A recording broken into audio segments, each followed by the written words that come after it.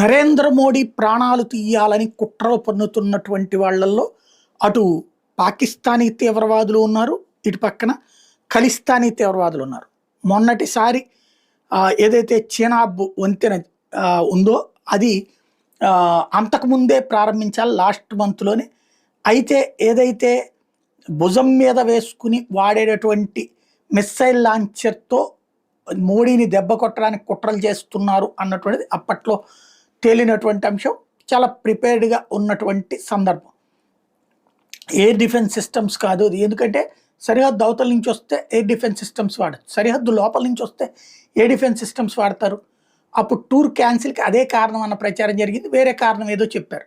అయితే మొన్న మళ్ళీ వెళ్ళారు చైనాబ్ నది మీదన ఆ రైలు వంతెన ప్రారంభించారు, వందే భారత్ కూడా దాని మీద ప్రయాణం సాగిస్తుంది. ఇప్పుడు ఇంకొక కాన్సెప్ట్, కెనడా G7 సమావేశాలకు ముందు పిలవలేదు, తర్వాత పిలిచింది, ఇప్పుడు వెళ్తున్నారు.